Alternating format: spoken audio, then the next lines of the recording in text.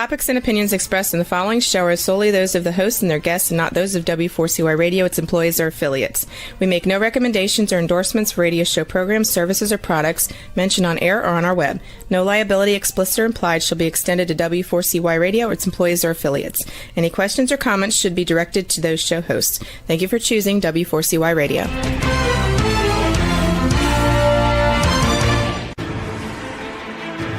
What's working on purpose anyway? Each week, we ponder the answer to this question. People ache for meaning and purpose at work, to contribute their talents passionately and know their lives really matter. They crave being part of an organization that inspires them and helps them grow into realizing their highest potential. Business can be such a force for good in the world, elevating humanity. In our program, we provide guidance and inspiration to help usher in this world we all want, working on purpose. Now, here's your host, Dr. Elise Cortez.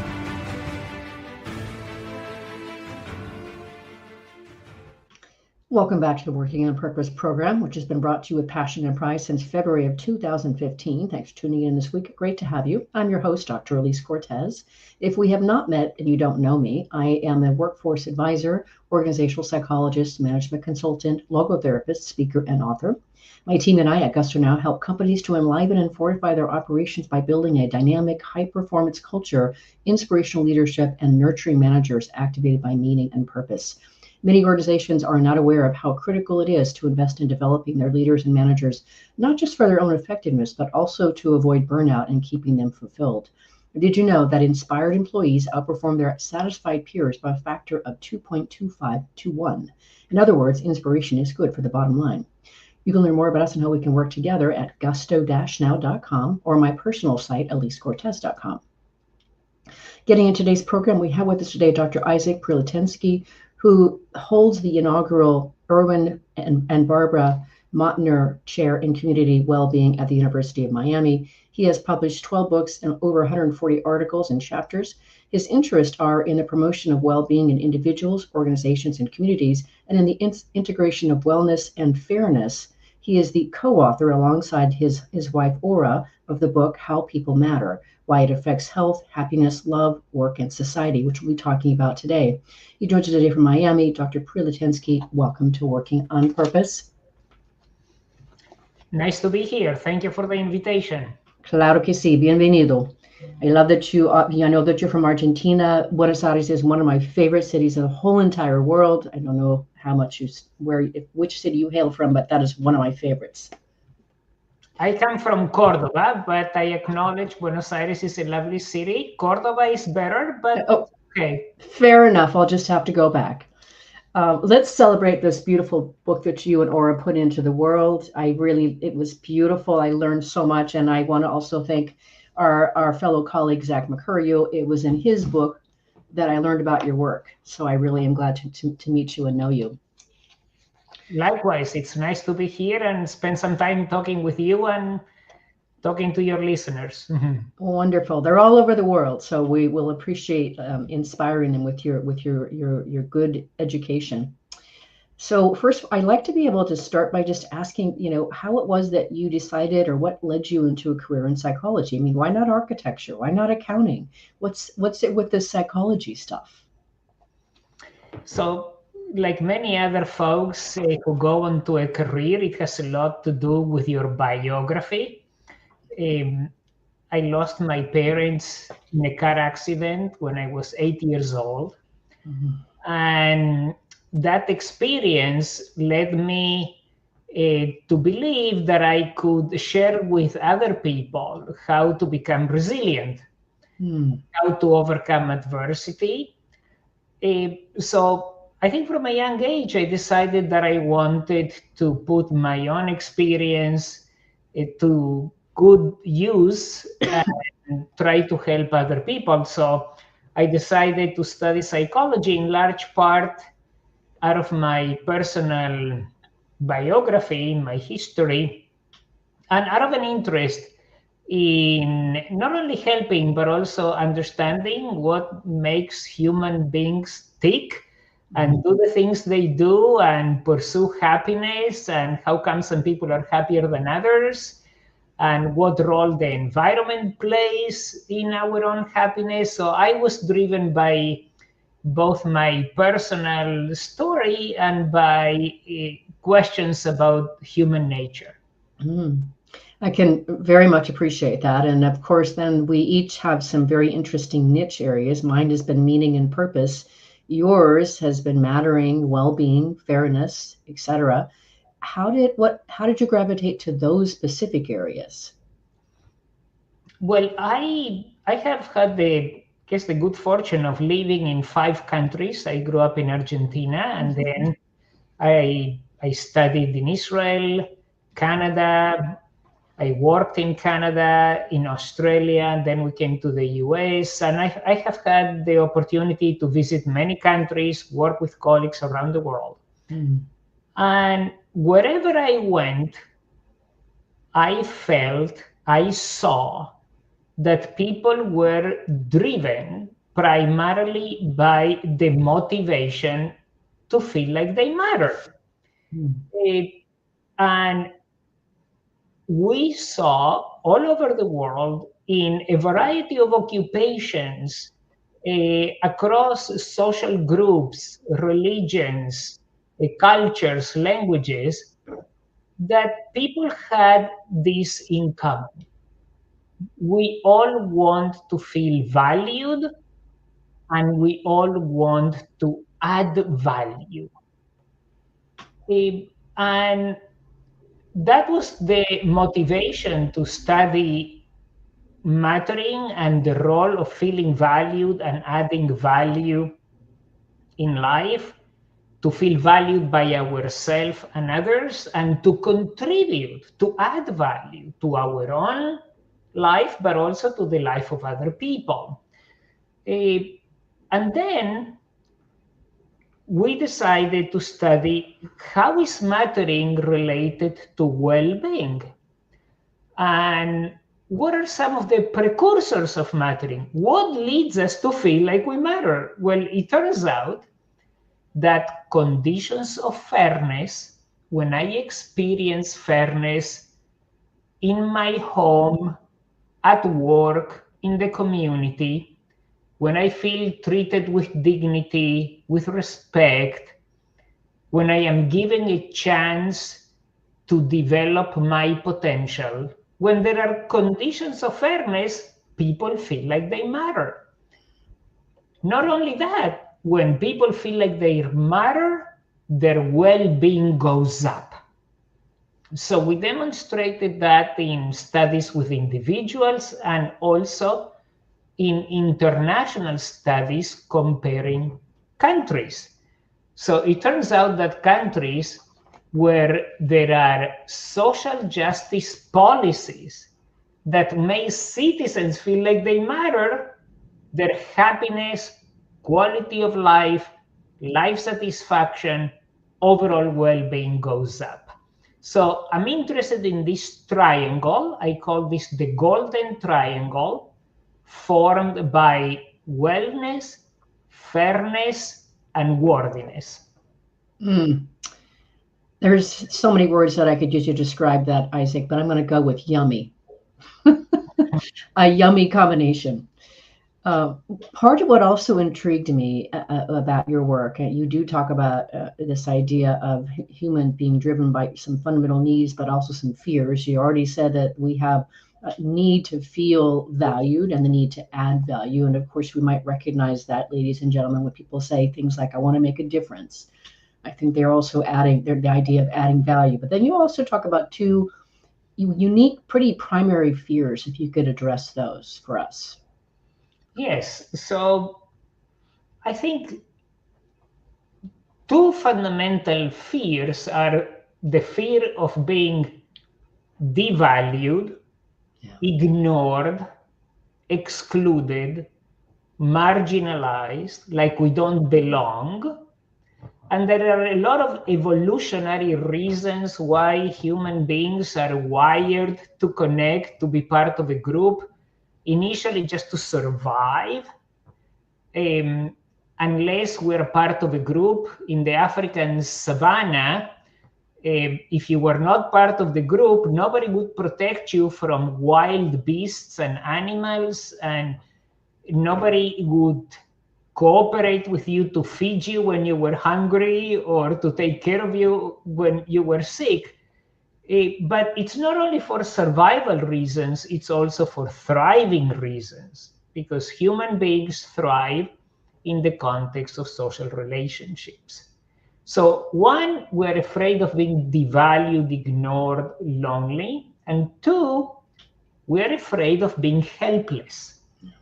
That if I encounter a situation and I feel out of control, I feel anxious.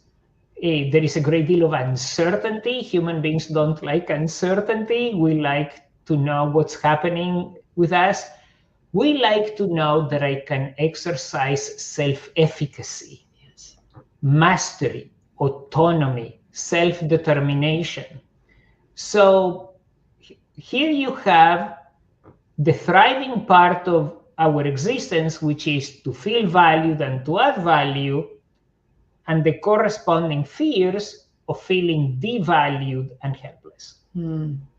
Extremely well explained. I also really thought it was so crisp that you have it right out in your book. I think it's chapter 1. You have the mattering wheel, which of course is comprised of the 2 fundamental needs, feeling valued and adding value, but also then across the 4 arenas of self, relationships, work, and community. And I really thought that was also a crisp way to describe this notion of mattering, and where might you feel great in life about mattering, and maybe where you need some shoring up. Yes, so we are forever creating our own image based on inputs we receive from other people. So the mattering wheel consists of, as you said, of 2 halves, the feeling valued and the adding value half. And the feeling value part of the wheel is fed by 4 sources. What I think of myself, do I value myself? Do I have a sense of self-worth? But also, do other people convey to me the feeling that I am a worthy individual, starting with our own parents, through a healthy and secure attachment, creating a bond of connection with our caregivers. And then it extends to our schooling experience, peer group, work, and community at large. And they all interact, right? So ideally, if my parents provide a secure environment for me to explore the world, to feel like I can have a secure base from which to explore the world, and they provide me with the right amount of supports when I feel threatened, maybe, then I internalize this confidence that I get from parental support, and I become more confident. Ideally, my teachers, my peers will reinforce that idea. But the extent to which my colleagues at work or my friends in the neighborhood will value me depends on how much value I add to their lives. So in the best of times, I am able to contribute to other people in many different ways. We say that we can help others, add value to others through gifts of the head, the heart, or the hand. We can give them good ideas, emotional support, or we can just help them with the groceries or to cut their lawn, right? So there are multiple ways in which we can help ourselves and we can help others. If I'm helping others, ideally they will reciprocate and they will say, thank you, Isaac. We value your volunteering in the community. We value your leadership at work. We value everything you bring to this environment. So I get reinforced and I want to do more of it. This is a virtuous cycle, right? It starts with my immediate environment boosting my confidence, making me feel valued, and then taking chances. and contributing to others. That's in an ideal world. Under less than ideal circumstances, if I grow up in a family where I don't feel valued, then that generates a vicious cycle. I am not confident to contribute to others because I'm used to being put down by my parents and my siblings and my grandparents and cousins. I don't feel confident. So why should I raise my hand in classrooms just to feel rejected, to take a big risk, to be exposed for what I don't know or my failures or my shortcomings? That creates a vicious cycle. Oh, there's just so much in there. I want to celebrate quickly, because it's almost time for us to grab our first break, the fact that you and your wife, Laura, have been married for more than 40 years. Yes. And you have one son. Yes. And I also know that among your other many, many interests, that you are well known and are published and do work on humor. Yes. So you want me to talk about that? I want to know where did that come from? And why does it bring you joy? Well, most people develop hobbies over time. One hobby that brings me joy and satisfaction and a sense of flow is writing humor. So living in Miami is a very colorful place, a very funny place if you come with curious eyes. So just being part of this crazy city inspired me to write about what I see in my surroundings. So I started experimenting with some humor columns, and I had a column for a while for the Miami Herald and Miami Today, the local newspapers. And I just found that was very rewarding because when you write professionally, it's one type of writing.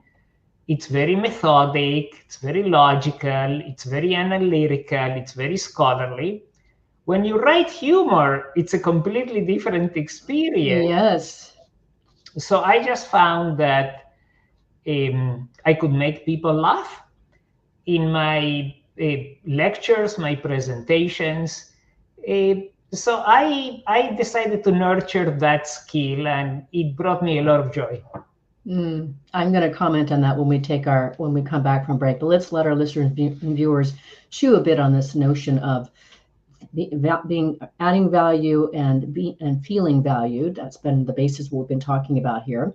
I'm your host, Dr. Elise Cortez. We're on the air with Dr. Isaac Prilleltensky, who holds the inaugural Edwin and Barbara Mautner, I guess it is, Chair in Community Wellbeing at the University of Miami.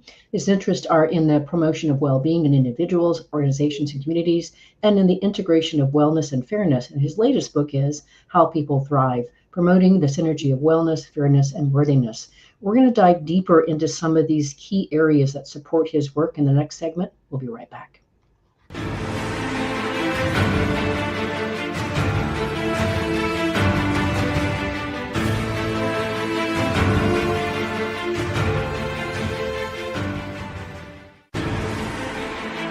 Dr. Elise Cortez is a management consultant specializing in meaning and purpose, an inspirational speaker and author. She helps companies visioneer for greater purpose among stakeholders and develop purpose-inspired leadership and meaning-infused cultures that elevate fulfillment, performance, and commitment within the workforce. To learn more or to invite Elise to speak to your organization, please visit her at elisecortez.com. Let's talk about how to get your employees working on purpose.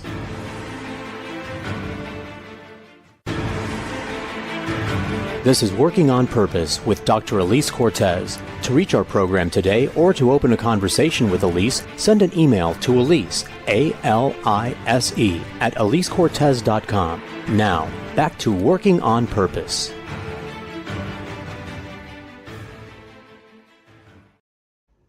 Thanks for staying with us and welcome back to Working on Purpose. I'm your host, Dr. Elise Cortez. As I am dedicated to helping create a world where organizations thrive because their people thrive, they're led by inspirational leaders that help them find and contribute their greatness so they know they matter. And we do business that matters the world. I keep researching and writing my own books. So one of my latest came out recently. It's called The Great Revitalization, How Activating Meaning and Purpose Can Radically Enliven Your Business.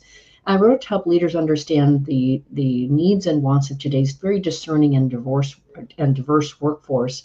And then I provide 22 best practices that you can add or to equip you in your culture to give that to them in terms of your culture and your leadership.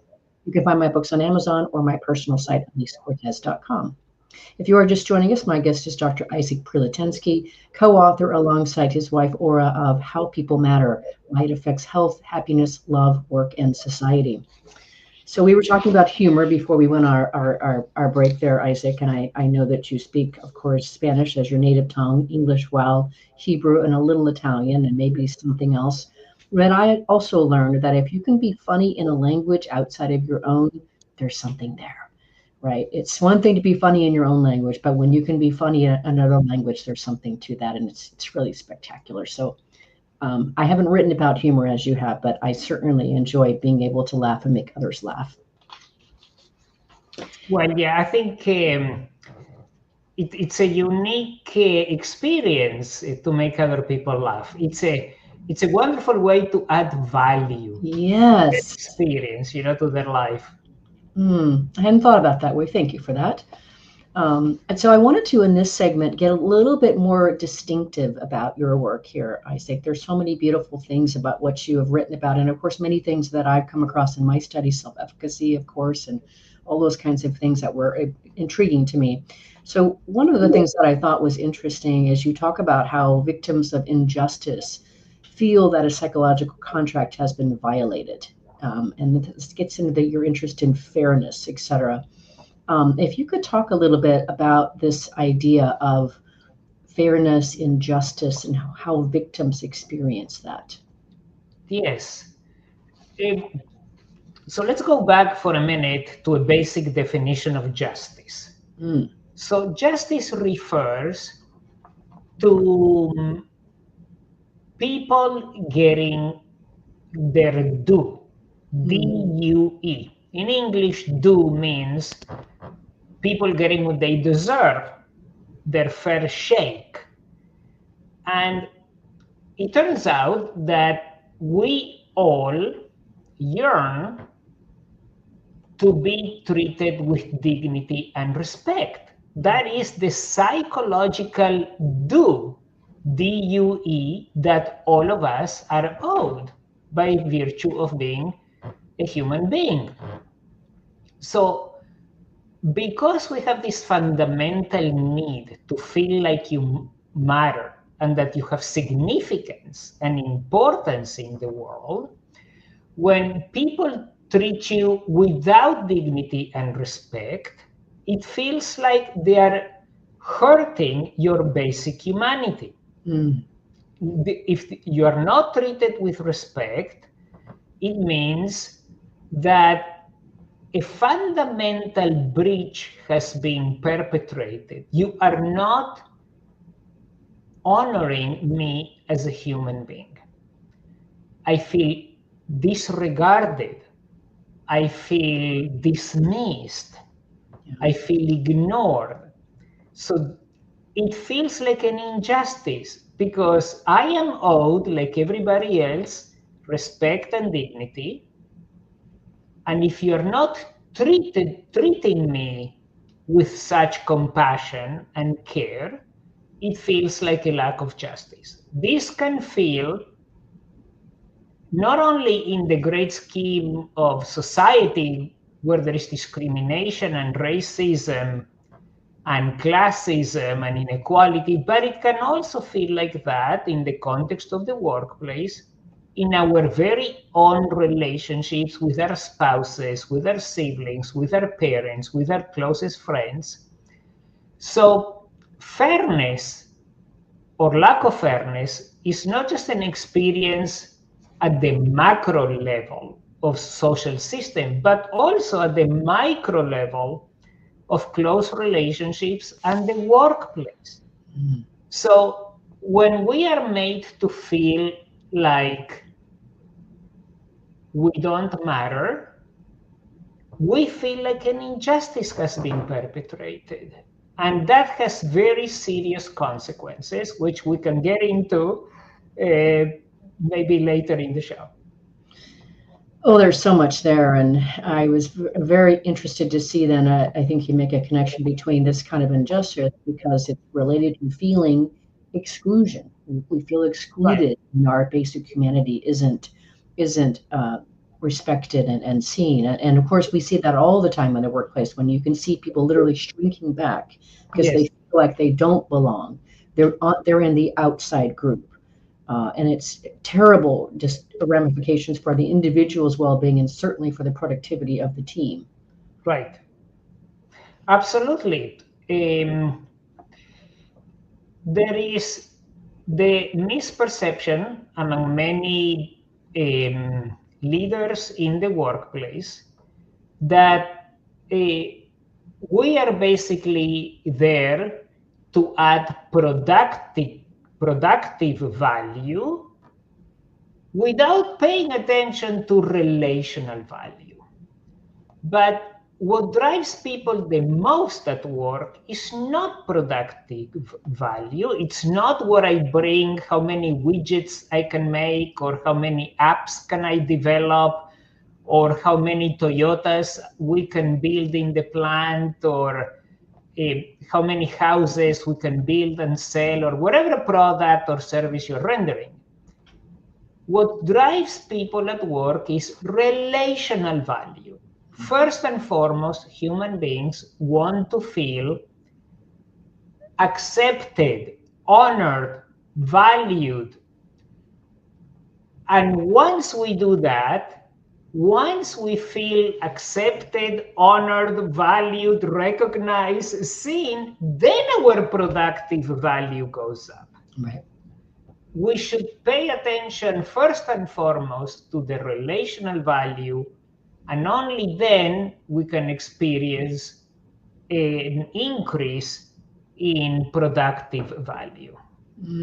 And to that end, kind of jumping around here just because I know I won't have time to get to everything I want to talk to you about, but I was quite interested because I, of course, I study these things as well, but related to the need to add value, talking about being productive to add value, you do talk about a couple of pretty well-known psychological theories, and that's self-determination and self-efficacy, which we've already talked about.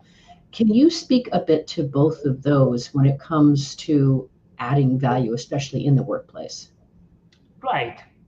So when you look at the second half of mattering, which is adding value, you can see that there are a lot of psychological theories that support the need to exercise mastery and control over the world, over our environment. So self-determination is a psychological theory of well-being that really consists of mastery, competence, autonomy, and relationships. Okay. So two of the three components of self-determination are autonomy. I am a self-directed individual, which speaks about adding value to myself. I want to be the master of my own destiny. I want to feel in control of my present and my future. And in addition to autonomy, I want to feel competent, the second pillar of self-determination theory. What is competence all about? Competence is a means of both feeling good about myself and also adding value to the world. And I can be competent in music, playing the violin, and I can derive great satisfaction from doing that.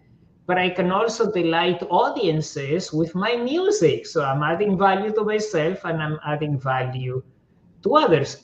Now, self-efficacy is very closely related to competence, that I feel that I have the wherewithal, the ability, not only to achieve things, but also to cope with adversity, that if I fall, I can get up.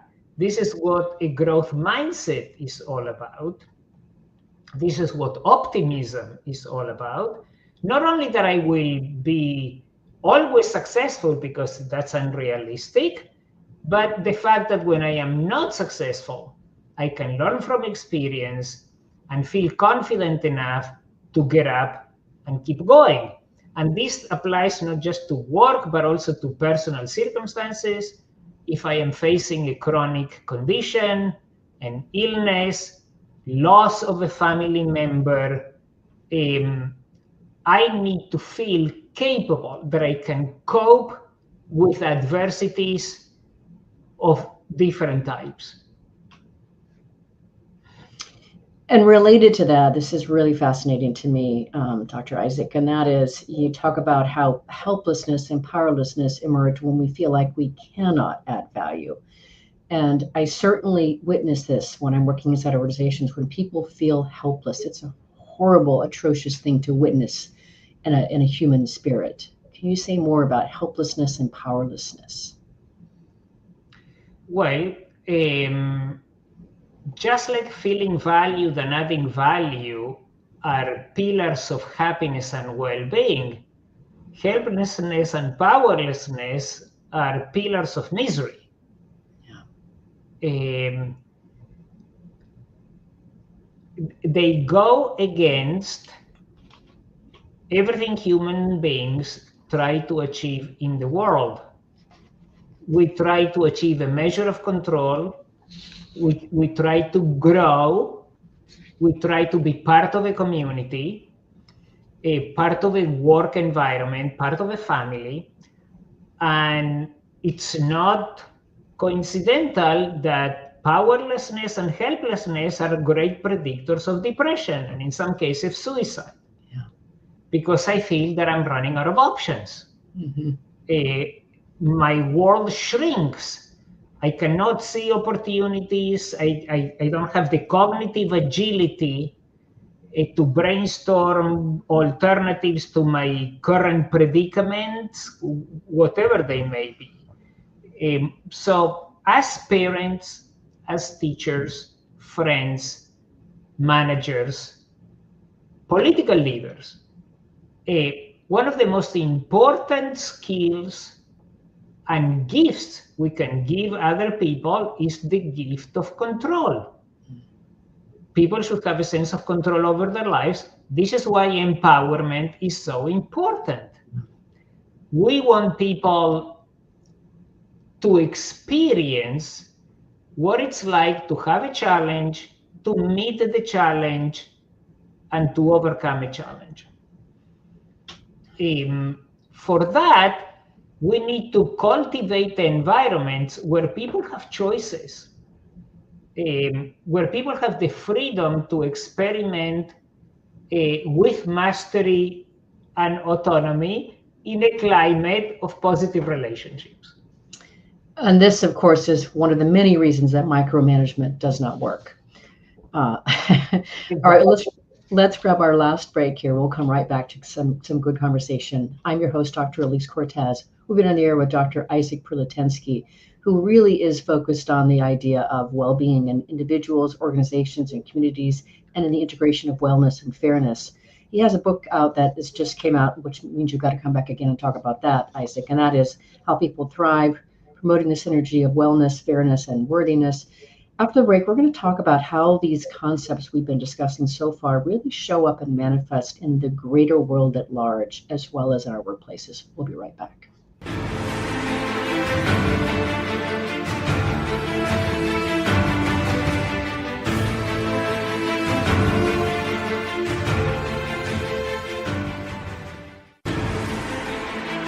Dr. Elise Cortez is a management consultant specializing in meaning and purpose, an inspirational speaker and author. She helps companies visioneer for greater purpose among stakeholders and develop purpose-inspired leadership and meaning-infused cultures that elevate fulfillment, performance, and commitment within the workforce.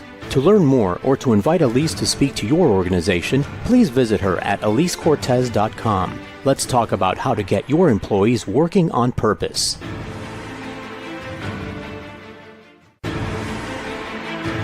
This is Working on Purpose with Dr. Elise Cortez. To reach our program today or to open a conversation with Elise, send an email to Elise, A-L-I-S-E, at elisecortez.com. Now, back to Working on Purpose.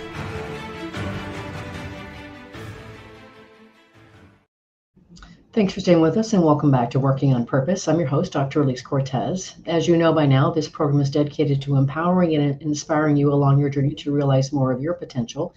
If you want to learn more about how we can work together, you can visit the Gusto Now Academy. It's for leaders and for individuals on various kinds of journeys. You can find it at gusto-now.com and then navigate to the training tab. If you are just now joining us, my guest is Dr. Isaac Prilleltensky. He's the co-author alongside his wife, Aura, of the book, How People Matter, Why It Affects Health, Happiness, Love, Work, and Society. So I think I might have mentioned to you, or maybe in one of our interactions, as one of my degrees is in logophilosophy, I'm a big fan and follower of Dr. Viktor Frankl. And of course, for me, his work about really activating and nurturing the human spirit is just so beautifully interwoven and corresponds with the work that you do. Do you have a perspective about his work in logophilosophy or logotherapy? Well, yes, I do. And I think what I find most fascinating about Viktor Frankl's work is the inspirational nature of his work. As your listeners probably know, he was a psychiatrist. He was taken to a concentration camp during the Holocaust. His family was exterminated. They were killed by the Nazis. But throughout his stay in the concentration camps, he found meaning in helping other people. He found meaning in preserving his dignity under the most horrendous and inhumane conditions. He was able to retain a sense of humanity about himself and literally adding value with the little that he had to other prisoners like him, other people in the concentration camps. Obviously, not everyone has the wherewithal to withstand these conditions and exert self-determination and autonomy, but it shows that it is possible. And if we extrapolate from Viktor Frankl's experiences to our daily life, thankfully, most people don't live in concentration camps. It is true that many people experience oppression and discrimination, but very few people today experience what Viktor Frankl did. So in my mind is a call to action to promote the common good, to promote wellness, fairness, and worthiness for everyone, not just for the privileged few in society. So I find his work both inspiring and educational at the same time. I am also Jewish, and I also had, like many people, have known many people who had to flee Europe or perished in the Holocaust.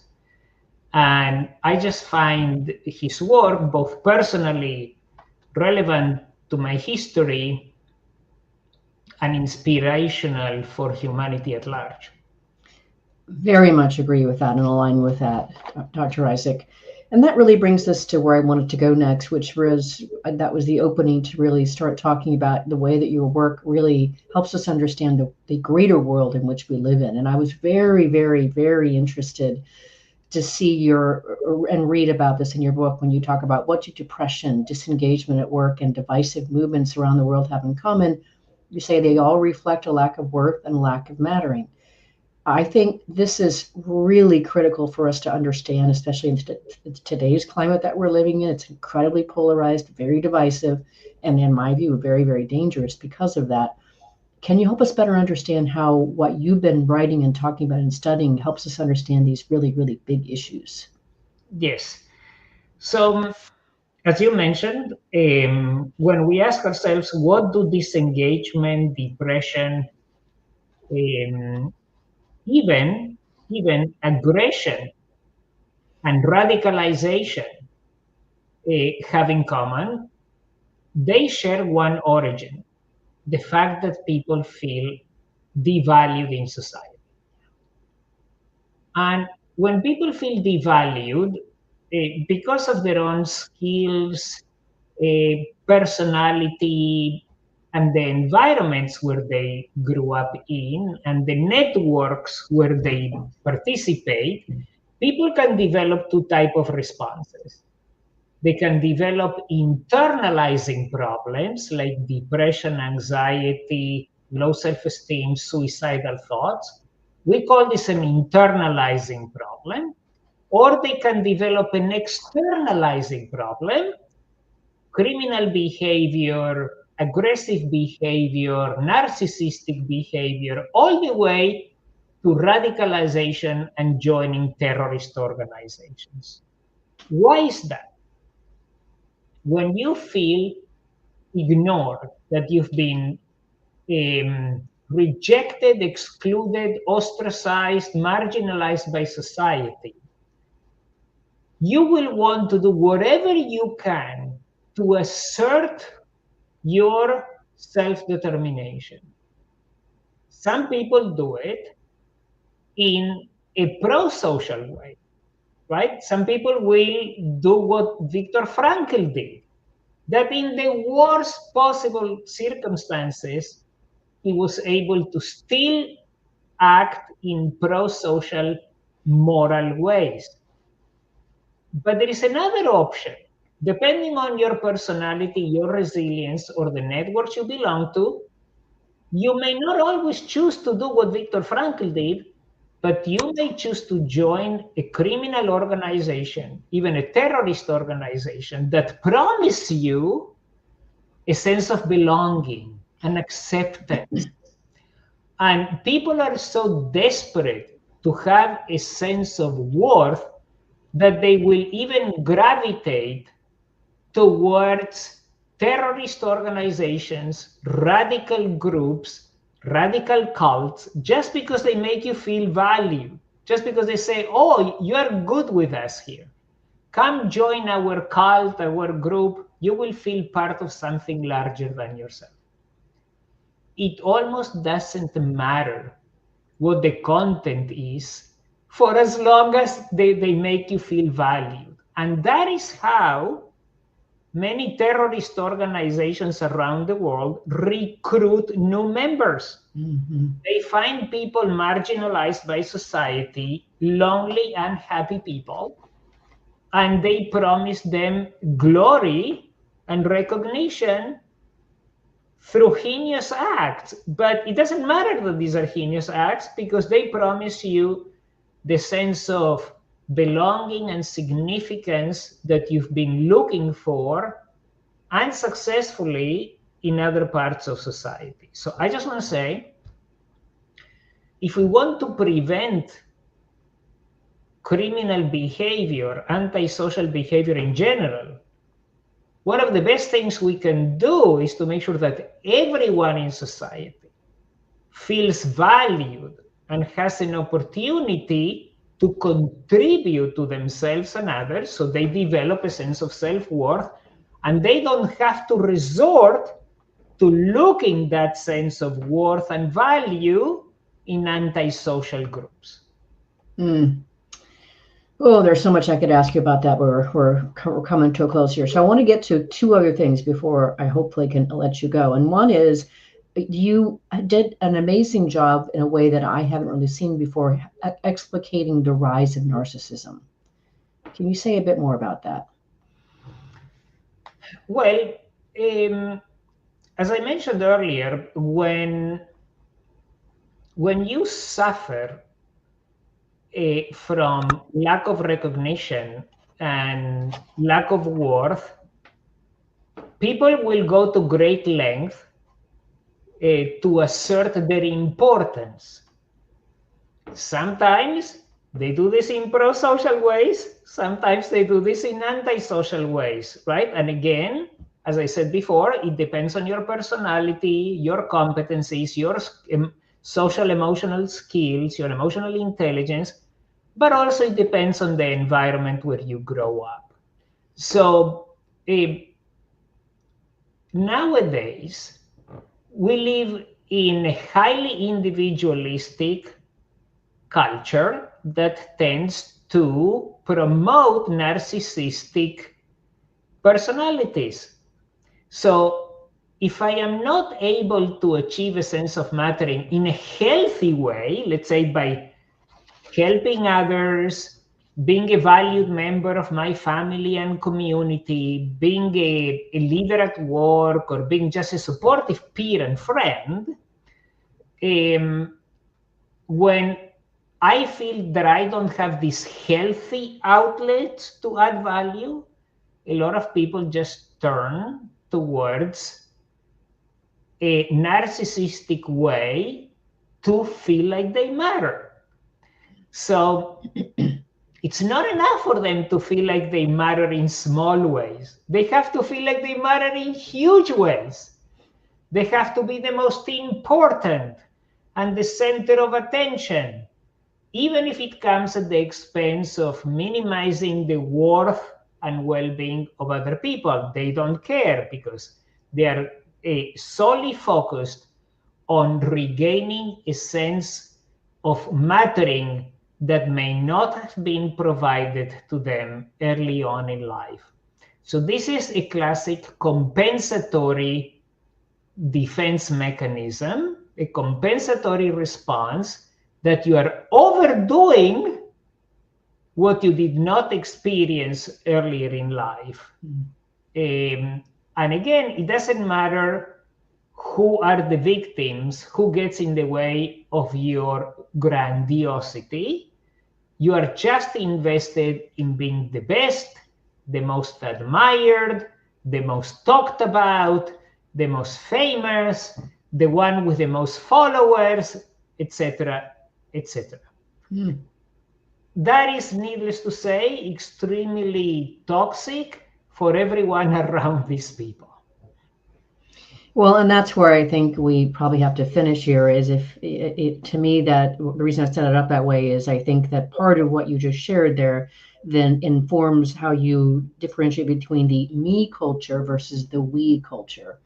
If maybe in a minute or so you could address that topic and what's different about them and why we maybe ought to embrace the we culture.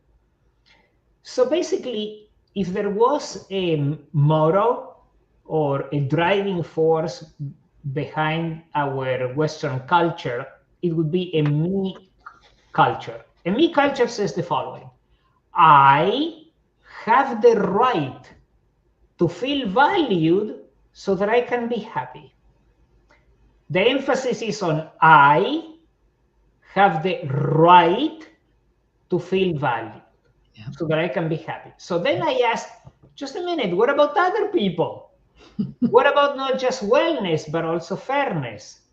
So a we culture is a culture in which we all have not only the right to feel valued, but also the responsibility to add value so that we can all experience not only wellness, but also fairness. So the difference is, in a me culture, it's all about having rights, feeling valued, and being happy. That nurtures a narcissistic society. a we culture where we all have rights but also responsibilities to feel valued but also to add value, so that we can pay attention not just wellness but also to fairness, that cultivates a culture of solidarity, caring, compassion, and mutual support. So I rather live in a we culture where it's not all about me feeling valued, but it's rather about all of us feeling valued and adding value by creating conditions of fairness that lead to experiences of worthiness and outcomes of wellness.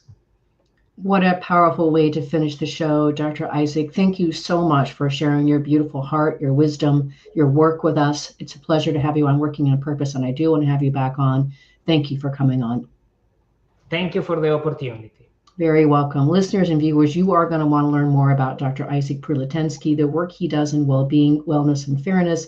You can find him simply at ProfessorIsaac.com. Last week, if you missed the live show, you can always catch it via recorded podcast, wherever you get your podcast. And see you next week for another nourishing and inspiring conversation featuring another thought leader. And remember that work is one of the best adventures and means of realizing our potential and making the impact we crave, and can give us the opportunity to do business in a way that betters the world. So let's work on purpose. We hope you've enjoyed this week's program. Be sure to tune in to Working on Purpose, featuring your host, Dr. Elise Cortez, each week on W4CY. Together, we'll create a world where business operates conscientiously, leadership inspires impassioned performance, and employees are fulfilled in work that provides the meaning and purpose they crave. See you there. Let's work on purpose.